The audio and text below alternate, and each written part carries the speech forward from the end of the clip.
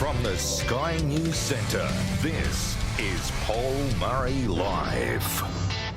G'day, good evening. Thank you, Chris. 9 o'clock, of course, on the east coast of Australia. It has just gone 1 o'clock in Israel and in Gaza. I want to start there live because as we speak, the situation is escalating in that part of the world. Now, I understand we're all sitting back in the comfort of our homes here in Australia, and we are so thankful, aren't we, that we live in this part of the world, either we came here or we, of course, were born here. So, as we speak, there has been an increasing in the amount of bombs that are being dropped by Israel trying to take out Hamas targets. As we speak, footage is coming in about how many of those buildings in Gaza that Israel believes were essential to Hamas being able to launch their operation that caused all of that death, destruction and terror a couple of days ago. But the reason I want to start the show with what is happening right now is because Hamas have said in the past 24 hours that if the bombing continued or increased, and the understanding that we're getting from reporters on the ground is that it is increasing as we speak, as Israel has a right to defend itself, but of course goes after those what they believe to be military targets. Well, of course, Hamas have said that they will kill hostages. They have said that they will kill hostages every time a bomb is dropped in and around and on Gaza if they are not given adequate notice for people to be able to shelter, so the military targets can be taken out without the loss of civilian life.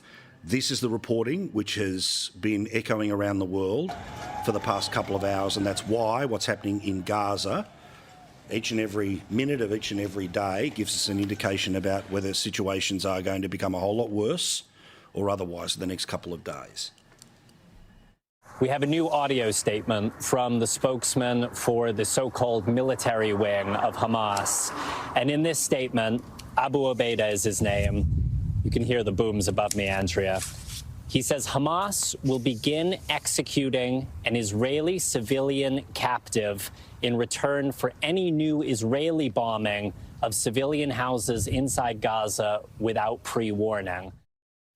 Now, adding to the pressure that is building on Hamas as we speak is, of course, a decision from the Israeli government to say that they are having a total blockade of Gaza. Now, of course, there's only two ways in and out of Gaza. One of those has been blown up by Hamas in the past couple of days. The other is being completely shut down.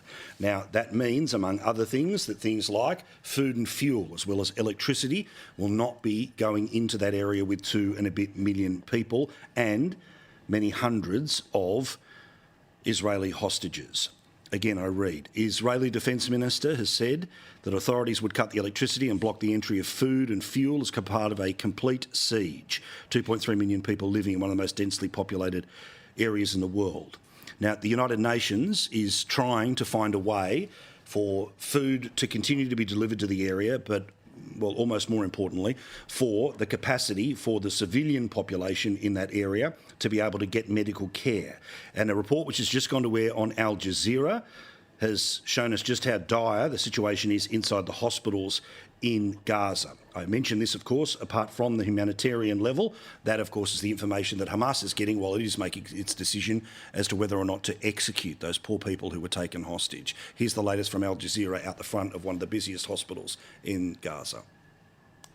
Doctors are telling us as simply as possible, once we run out of all supplies and once we run out of all fuel for our hospitals and we need to completely shut down, what can we do? If we do not get aid into the Gaza Strip through international humanitarian organizations, this means that we will not be able to help any of the casualties from the airstrikes. So it's basically as simple as that in Gaza. There is no plan B, there is no plan C. It's just the way things are. So again, I start tonight's show in the comfort of here in Australia, but I want you to understand the pressure that is currently building in the area as Israel is trying to defend its border, go after the people who, of course, came after them and with devastating death and destruction in the past couple of days. Hamas having Israeli citizens behind that border in Gaza, making the decision whether hopefully not, but to come forth with their threat about killing people on camera. The next 24 hours is going to be very difficult.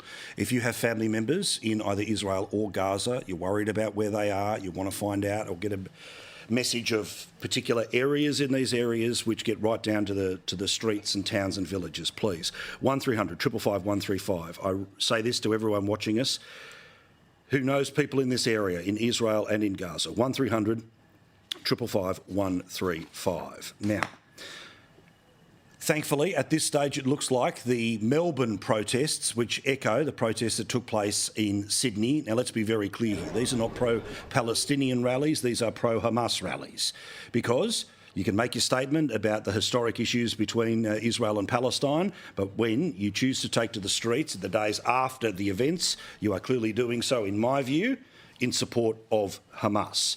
Thankfully, the event in Melbourne seems to be a lot more peaceful than what took place in Sydney 24 hours ago. And I've spent my day today going through the detail of who knew what and when, and it's infuriating to get to that detail, but this is the latest tape we have from Melbourne tonight. Free, free Palestine! Free, free Palestine! Free, free Palestine! Free, free Palestine! Free, free Palestine! Free, free Palestine! From the river to the sea! Palestine will be free! From the river to the sea! Palestine will be free!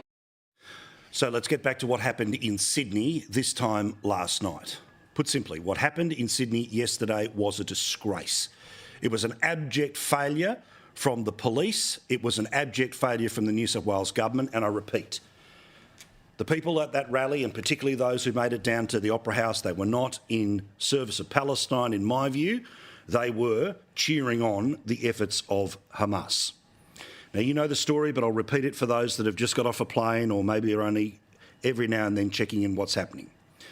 Last night, the New South Wales government delayed their decision to light up the sails of the Opera House in the colours of the Israeli flag, following the hundreds of people who had died in the Hamas attacks on Saturday and Sunday. Now, firstly, it's a disgrace that it was delayed. Secondly, it's a disgrace that only one side was given greater prominence than the other as a way of trying to sedate the madness of some of the protesting that was going on. Now, as you know, members of the Jewish community were told in Sydney to stay away while all of that was happening, despite the fact that it was there as a way of marking the dead. Yet the people who want to celebrate those who took the lives were the ones who ended up getting the full favour of the law enforcement and the government in New South Wales. It is a disgrace. But let's jump back to a couple of points here. Now, as best as I can understand, there was no permission given for the protest. The protest was announced a couple of hours earlier than when it actually took place. And in New South Wales, you have to fill out this piece of paper and you have to hand it to the local area command, which is the local police in the area that you are planning to protest. In the case of Sydney's Town Hall, you would have to fill that out to say that you would like to have a protest, but you have to give 7 days' notice. Obviously, that didn't happen. Police tell us, and tell Ray Hadley, who is intimately informed on every little increment in this, wonderful broadcasting and detail from him today. It'll be just the same again tomorrow morning at 9 o'clock on 2GB. Now, therefore, the protest at Town Hall yesterday was illegal. The reason people have to give 7 days' notice of a protest is so police are able to work out whether it is going to go violent or not. Now, under the Crimes Act, you can see here that under Section 545C, that it is actually a crime to take part in a protest that has not been approved by police. Whereas knowingly an individual joins an unlawful assembly or continues in that should be taken to a member of that assembly and shall, on conviction of local court, be liable for an imprisonment of no longer than 6 months or a fine of $5,000. Now, the reality is that also the people who organised this, who claimed on Channel 9 this afternoon in an outrageous interview, but because I've only got so much time, I save my rage and want to follow the bouncing ball here. They claimed that there was approval Ray Hadley has broadcast and police have told us there was no such approval and, as best as we understand, not even the relevant paperwork filled out. So, firstly, the organisers of this thing can be fined $22,000. They should be fined $22,000. The worst of the people that were involved in the protest once it made its way down towards the Opera House, they too should be fined at least $5,000. And then we get to the Premier of New South Wales. The Premier who was on television this morning saying this. At some point yesterday, were you informed that this march was going to move from the Sydney Town Hall to the Opera House? Late in the day, I was informed in relation to that. And why then was there not a decision taken to potentially not stand up then and call for calm to try to take some of the heat out of what was clearly escalating as a situation from what we'd seen in Lakemba on Sunday night to what we knew was potentially able to unfold in Sydney last night? Well, the position from the New South Wales government was clear. We were in solidarity with the Jewish community in New South Wales as a result of the actions in Israel over the last 48 hours. And I made that really clear. So I don't think that protest should have gone ahead. I don't think the organisers should have called it. Well, the idea that members of the New South Wales government are pretending the first they heard about everything was when they turned on their televisions this morning, or maybe they were able to fall asleep watching us last night, is rubbish. Because if you have a look at the promotion of this event, and again, $22,000 fines for the people who are organising it, I would suggest the people who have promoted as well, like the New South Wales Greens. You'll notice, bottom left-hand corner. At 12:54 yesterday afternoon, repeat, 12:54 yesterday afternoon, almost a full 5 hours before the rally took place, the New South Wales Greens were telling people where to go and telling them exactly where to turn up. At that point in time, there was 5 hours for the police at the very least to have worked out if the paperwork was filled out or not. If the paperwork was not filled out, then where was the riot squad? Where were the people guaranteeing that even if hundreds of people made their way towards the town hall, they would not be able to take one step off the town hall grounds? Now, in a previous life, I was a radio reporter and I have covered many a protest and have seen with my own eyes that when the New South Wales Police want to keep a group of people, regardless of their cause, in one area, they keep them in that area. But for some bizarre reason, and we are going to have to work this out, is that people made their way from the town hall down George Street, down Macquarie Street, and made their way to the Sydney Opera House. Now, if you have a look at Google Maps, that is a distance of 2.2 kilometres.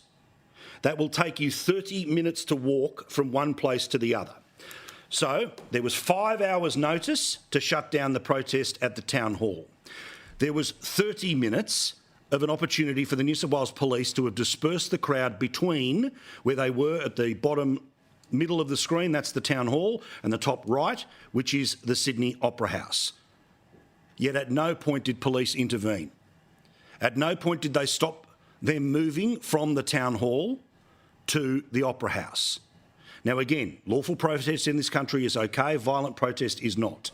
And very obviously, an attempt to move a couple of kilometres and a 30-minute walk down the road to the place which is being turned into a vigil for the people who were killed over the weekend is a disgrace.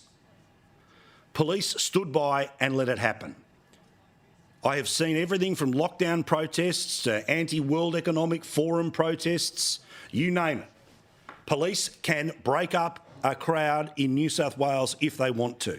And the crowd could be the wildest crowd they've seen of 1,000 people or the most docile crowd of 1,000 people.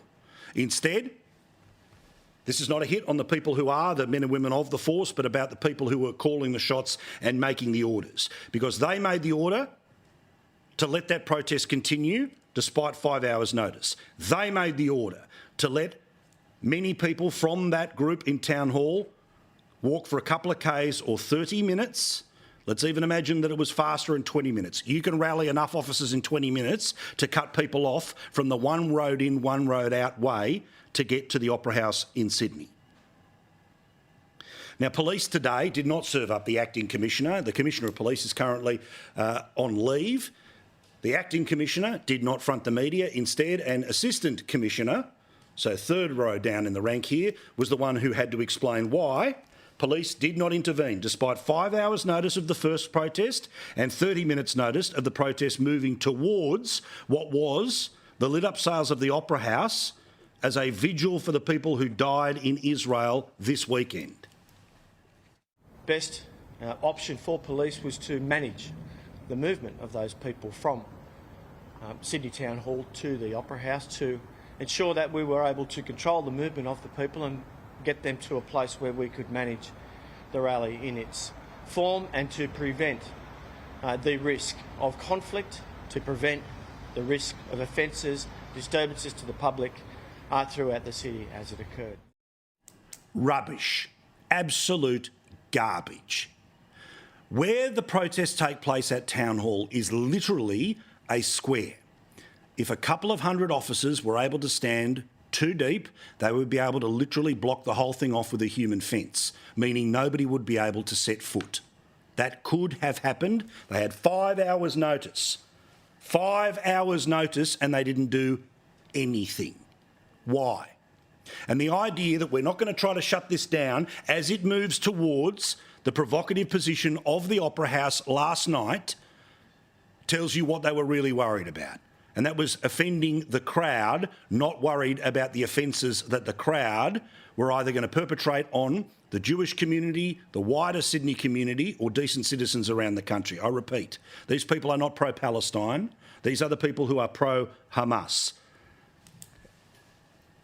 Now, the police minister was asked very directly about these multiple failures of management today by Kelly Sloan, the member for Vaucluse and the Liberal Party. Here's the question that was asked of an idiot who is currently the police minister.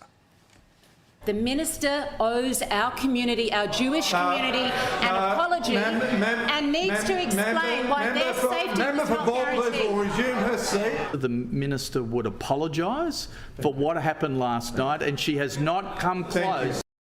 So this is the minister in question time not doing that.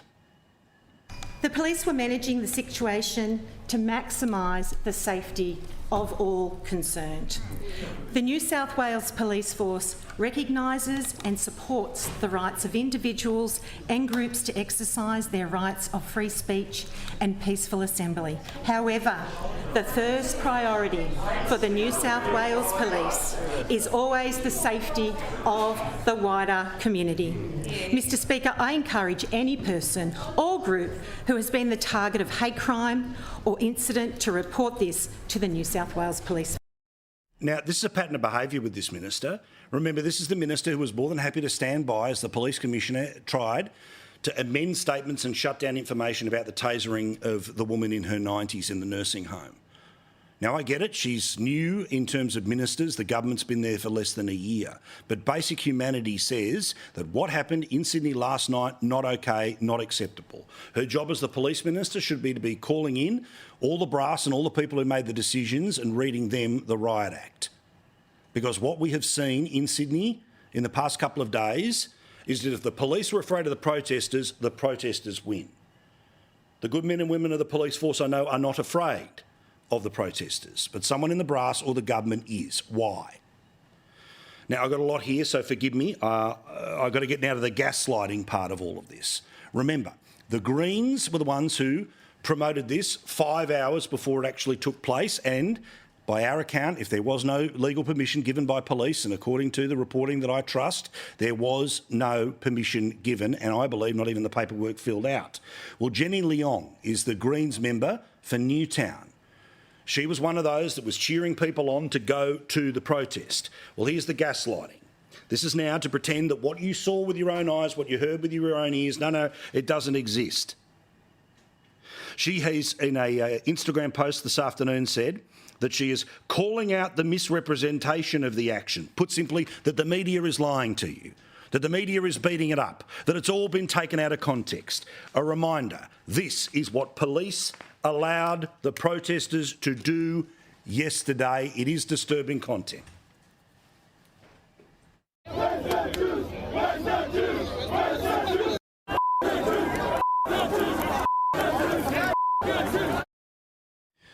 And then there are the people that are the ones who are apparently responsible. I say that because it was Jenny Leong in her Instagram feed who said that this was the organising group, the Palestine Action Group.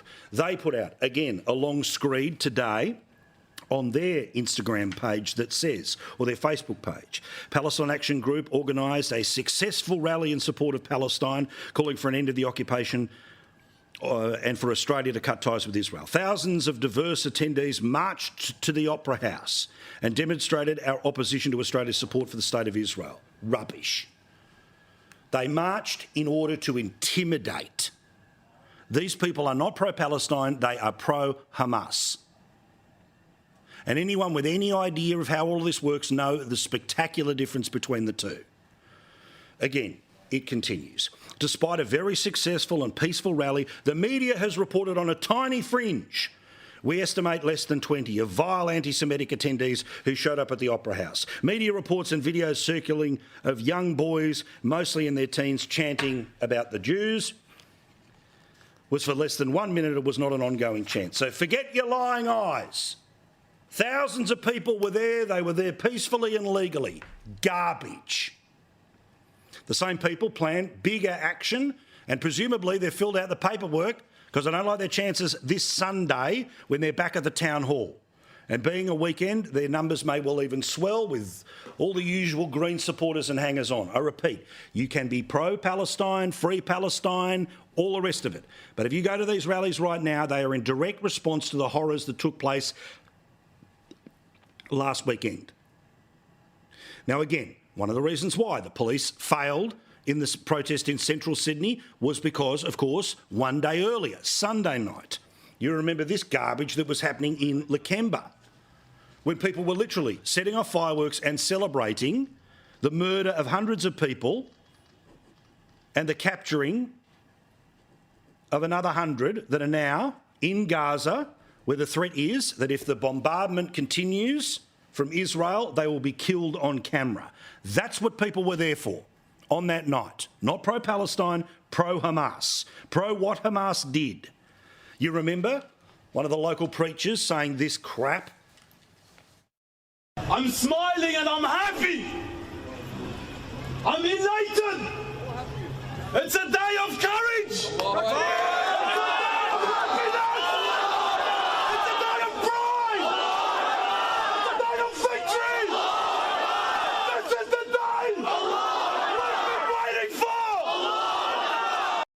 Oh, but apparently you have lying eyes. Apparently what you saw you did not see on the day that you saw it. Because this bloke took to Facebook to yet again say exactly what the Greens did, but this time about what he did. For the record, I am disappointed and distressed that I have been misquoted. Rather than my comments seen in the full statement about what was said, the reference is very different to what was conveyed by the media. This is what you saw with your eyes and heard with your ears, but he says, oh, it was out of context.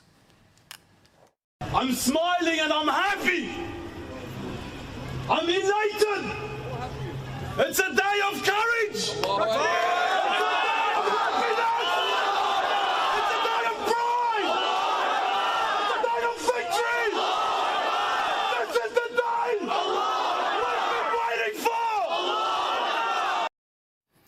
This is ridiculous. It truly is. Now, the police have shown their failure at the highest levels and have been allowed to get away with it by a government that doesn't want to pull them into line. Now, if this group can show us the paperwork and can show us that it was approved at 5 p.m, and then there's the march towards at 7 p.m, well, I'll gladly recant every word I've just said. But I think we both know what the reality is going to be, as opposed to misquoted by the media. Now, I'm sorry to go on one topic for so long, but I got into all of that detail. Ray Hadley will have way more of it tomorrow morning on his program, and I thank him for all of the insights that he has helped share with us, because there is plenty more about these major failures. But I wanted to take the time to go chapter and verse through each of those details. We're going to go to a break. We'll come back. We'll talk about the voice and lots of other things. We've got lots of data, lots of other things to talk about, but you needed to know just who let you down last night. More in a second.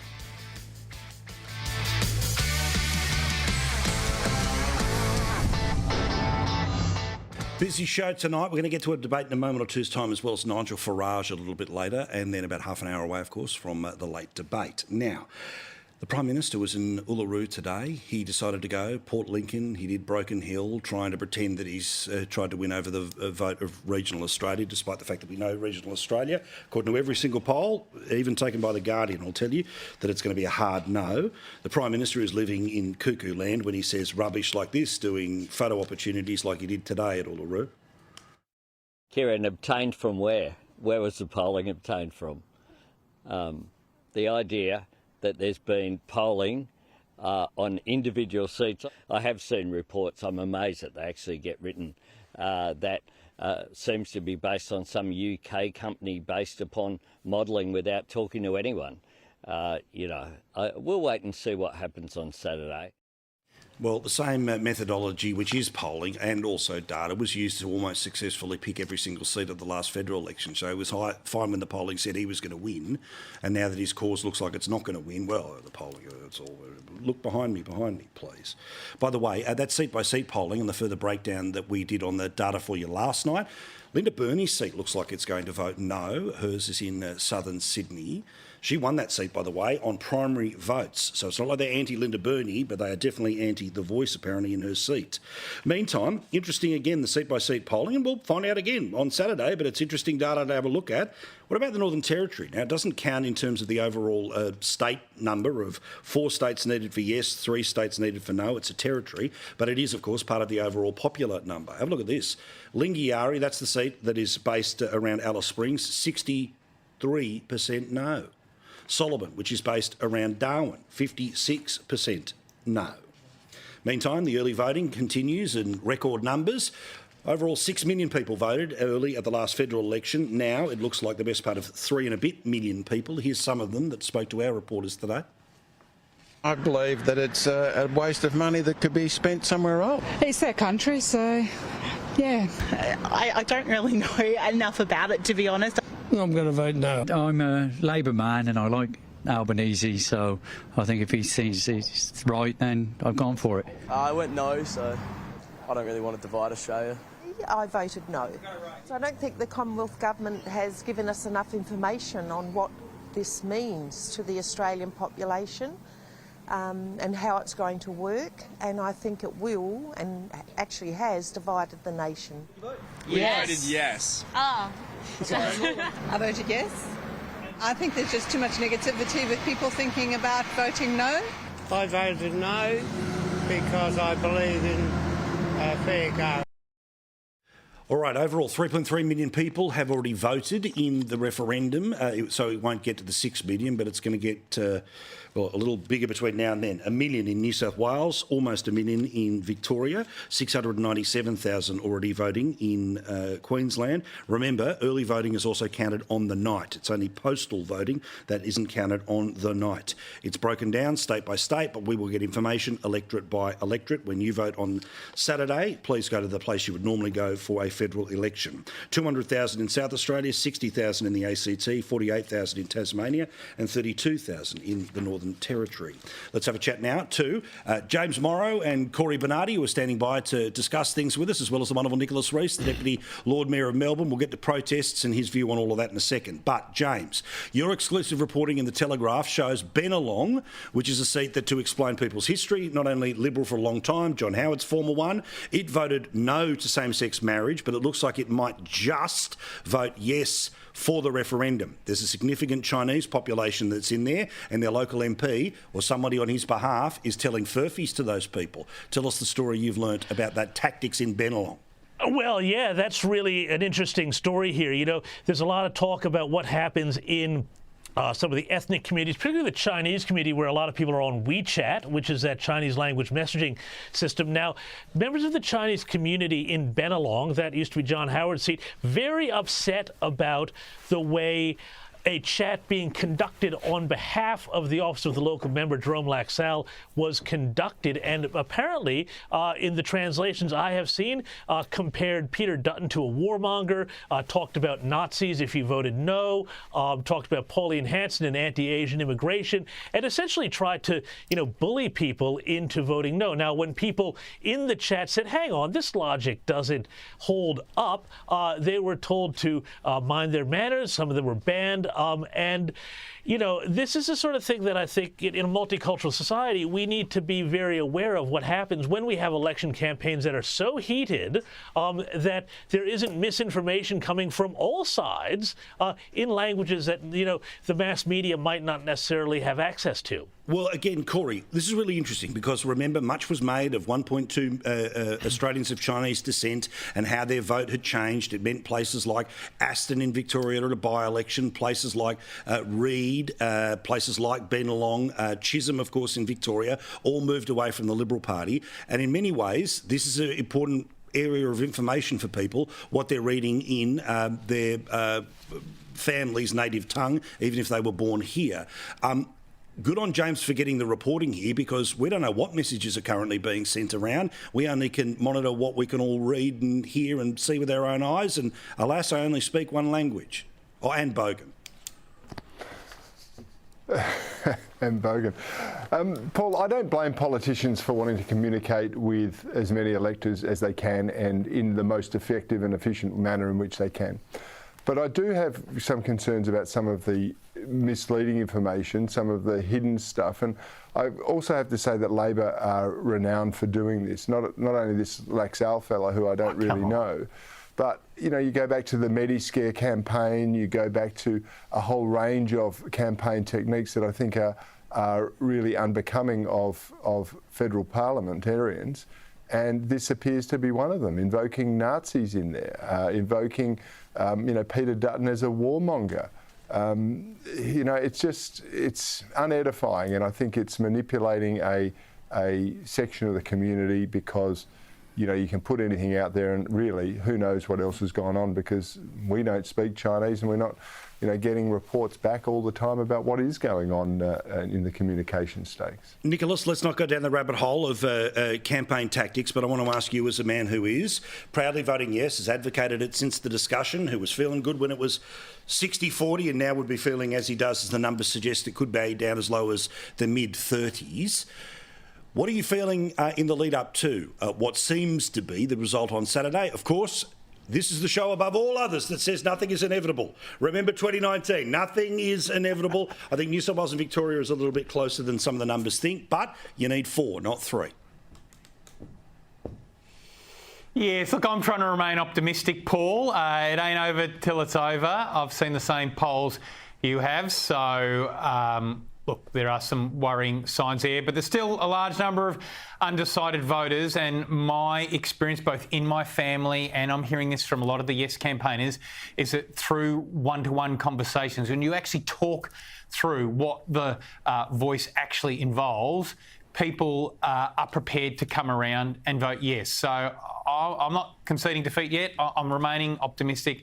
I still think there's a chance it's going to get up on the weekend, and I think that would be a really positive step forward for Australia. Lads, I know you want to all talk about the protests in Sydney and to a quieter extent what happened in Melbourne. Some of the rhetoric being said in Melbourne, if you pay attention to the history here, and the history of the chants is clearly anti-Israeli. But let's focus on the failings that I outlined in great detail that took place in Sydney of the past couple of days. James, you've covered plenty of protests and you know how Sydney works. If you fill out the paperwork, you're allowed a protest, but you need at least 7 days. Clearly, that didn't happen. I don't believe the paperwork was actually filled out or approved, but the police let them go closer and closer on a 30-minute march towards what would obviously be antagonistic at the Sydney Opera House last night. Your thoughts? Well, I think, Paul, it's an absolute disgrace. And not only that, but, people who had Israeli flags were bundled off by the police, threatened with arrest, technically arrested until they were told they could go if they didn't re-enter the city for 24 hours. We have to decide, Paul, what kind of society do we want to live in? Do we want to live in a society where there are rules and the police apply them and they apply them without fear or favor, or where if a bunch of thugs come in and decide they want to have a march and they want to go down to the Opera House and they want to ignite flares, which is illegal, and burn the Israeli flag and commit racial vilification and hate speech, that's okay because, well, it's all about safety and we don't want anybody to get injured, so we may as well just, give in to what they want and maybe they'll go away.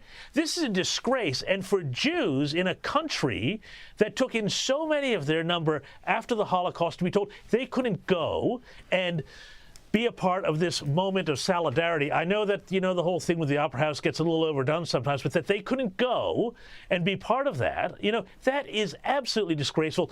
Shame on the brass. And shame on the police minister, and shame on Chris Minns, frankly, for not being across this and making sure that, this sort of thing didn't happen, because it looks right now like a bunch of anti-Semitic thugs are in charge of the city. Well, Corey, of course, what the response of the New South Wales Premier should be, apart from anything else, would be to relight up the landmarks for the next 7 days to show what the statement of the city is. But we all know, oh, no, well, that's all behind us now. Sorry, we did it once. We sort of delayed it. We did it for 5 minutes. We did our bit, quick move on. But what about, again, the Greens? Oh, it's all taken out of context. The organisers, oh, it's all been grossly taken out of context. Even the bloke screaming in the streets of Lakemba is pretending. You didn't see it. It's all out of context. There's another 25 minutes of the speech where I say exactly the opposite of what you heard. Rubbish. Yeah, it is rubbish, Paul, and quite frankly, this is a stain on Australia. I'm deeply concerned about the pick and choose policing. We saw it with the Black Lives Matter marches during COVID. We saw it with the freedom rallies, the duality of how it's been treated. And now we've seen this particular racial stain. I mean, you're right about Chris Minns. He should be lighting up the Opera House for the next week with the Star of David front and centre. Right, it's not pretending it's the Greek flag. Let's have the Star of David there and the blue and white, and say this is where we are commemorating and remembering the atrocities. But it's broader than this. Not only are there issues with enclaves of people who clearly hate Jews. You've got the most reprehensible discussions going on and chants being taken out there. You've got politicians that are sort of excusing or justifying these terrible, terrible terrorist crimes in there. You've got preachers of hate saying they're taken out of context. I'm sick of it. I've been talking about this for 10 years, and every time the media, the politicians turn a blind eye, say it's a tiny minority, but we know a tiny minority can influence a majority of people, create absolute havoc and pandemonium, and yet, we're arresting people who misgender someone. We will arrest someone who's carrying an Israeli flag, and we will not arrest or stop the people who are chanting the most atrocious attacks on the Jewish people. There is something fundamentally wrong in this country right now. Nick, this is the show of free speech, and as I was on the air last night, I said, I understand the right of free speech, but the joy of this country is not violent speech. Clearly, protesting Sunday night, Monday night, Tuesday night or Sunday is clearly not in support of Palestine, it is in support of Hamas, because the events that take them to these streets are the events that took place in southern Israel. So I don't believe this is pro-Palestinian. I think this stuff is pro-Hamas, and it is a very significant difference. What do you think of the people who marched on the streets of Melbourne today and their choosing of tonight? So, look, the reports I've received about the protest in Melbourne tonight is that it has been peaceful. So, you've had pro-Palestinian people marching out the front of the State Library, a couple of hundred. I don't agree with much of what they've said, but I think it's a peaceful protest. We live in a democracy. We pride ourselves on people being able to express their political views. I agree with your other panellists, what we saw on the steps of the Opera House, one of the most deplorable, most despicable, most racist thing I've ever seen on the streets of Australia in any protest. And where the line gets crossed is when they start invoking hatred and harm and violence against other people. That is a line being crossed, and that's the point when I think police should be stepping in and shutting that thing down.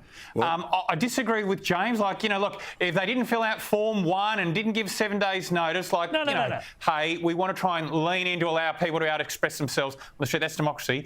But once you start invoking violence and that sort of racist shit we heard there, I'm sorry, shut that thing down. I'm with you. Lads, I've got to go because Nigel Farage is standing by to talk about what's happening in London. All of us have got shows, so we can all have plenty to say in the next couple of days. I apologise for being so brief, but there's so much to get to. Thank you, lads. Do appreciate it. Nigel Farage, big superstar night tonight. He'll join us because in London, the pro-Hamas,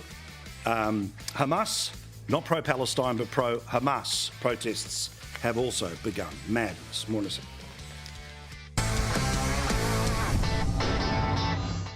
Nigel Farage is, of course, the host on GB News, Brexit leader and a free thinker who joins us exclusively here on Paul Murray Live each and every Tuesday night. Great man. We'll get to some protests that are taking place, similar to what we've seen here in Australia that have been happening in London. But I couldn't help but think, when I was watching the police taking this stand-back position, no fines being issued today, that when you wanted to come to Australia, the police pre-sent your promoters a bill of $20,000 to keep the ratbags away.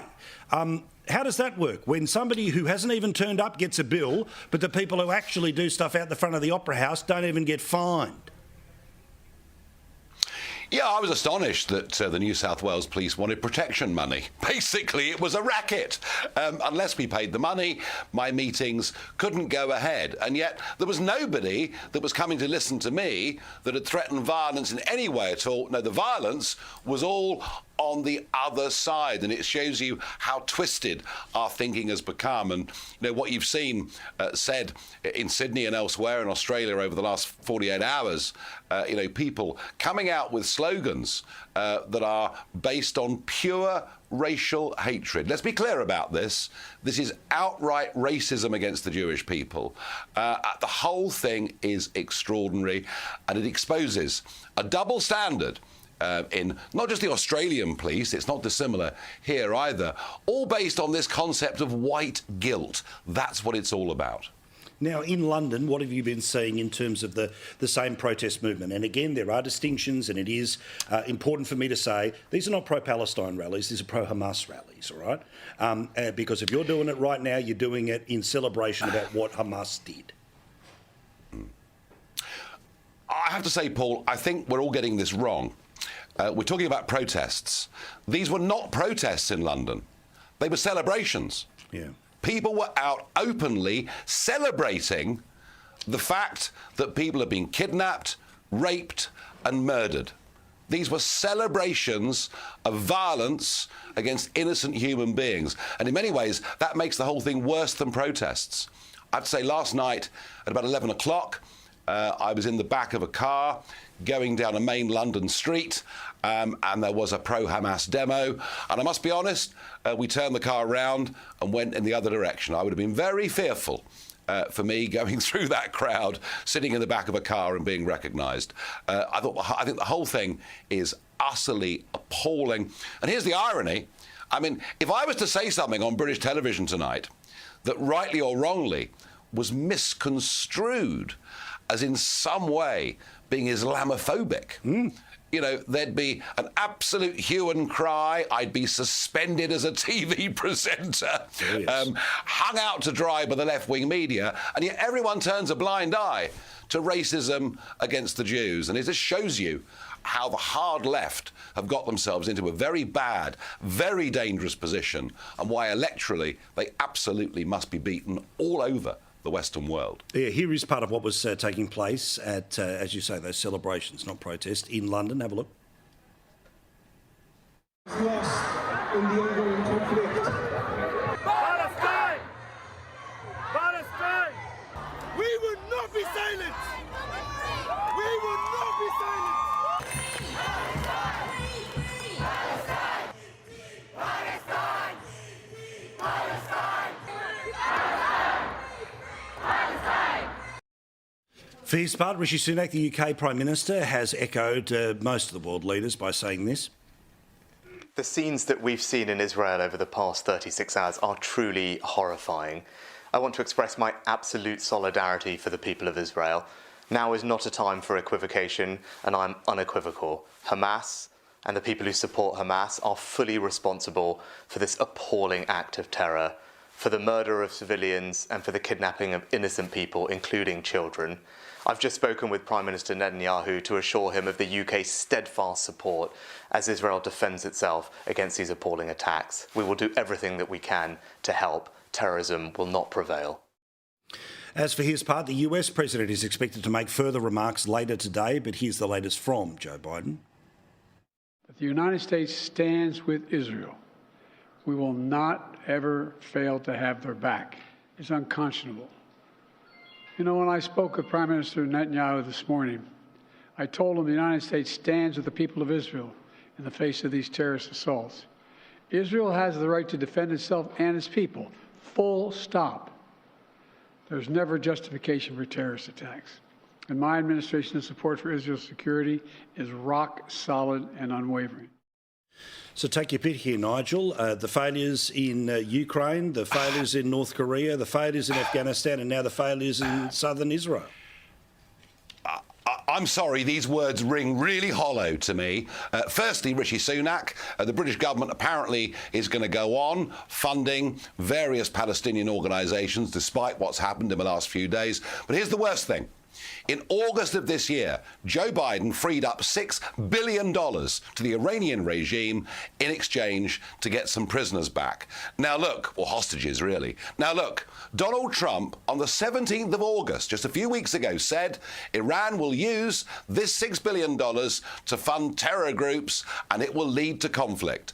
And I tell you this, I don't believe any of this would have happened from Ukraine to what we saw on the Gaza-Israel borders the other day if Donald Trump had still been there in the White House. We are seeing our enemies all over the world feeding into weakness.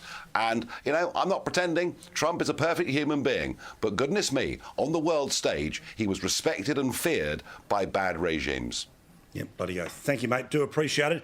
I'm sure that the great man will have plenty to say between now and then. And our great man will join us again next Tuesday. All right, quick break. Back with more. Let's end on something light here because we've got to. It's been one of those shows. There's some big news coming from Seinfeld land. I'll explain all next. And then the late debate, 5 and a bit from now.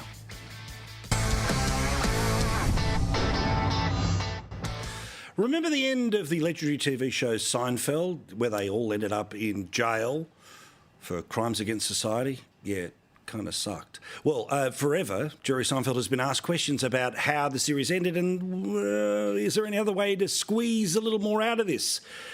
Well, last night in New York, in Boston rather, he dropped one hell of a hint that there could be more Seinfeld to come.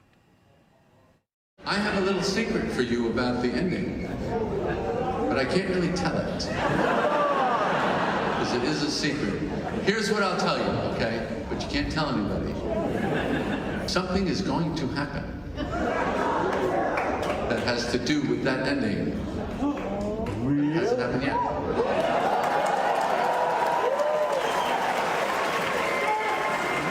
And just what you are thinking about, Larry and I have also been thinking about. So you'll see. Now, that statement was really about nothing, but the show was about nothing, which is kind of the whole point. Now, if for whatever reason a reunion, a movie, a mini-series, a special on a streaming service doesn't happen, go and check out season 7 of Curb Your Enthusiasm, because it's a very clever storyline where Larry David gets them all back together for a fake reunion, but in very clever ways it feels like the actual reunion and farewell to the show. One last mention here before we go. We're going to be in Mildura, not this weekend, next weekend, to celebrate regional Australia and beautiful Victoria. If you would like to join us, if you're anywhere near it, please send me an email now. It is ourtown@skynews.com.au, ourtown@skynews.com.au, not this, but next Sunday in Mildura. Megan Kelly's on the show tomorrow night. The late debate is on now.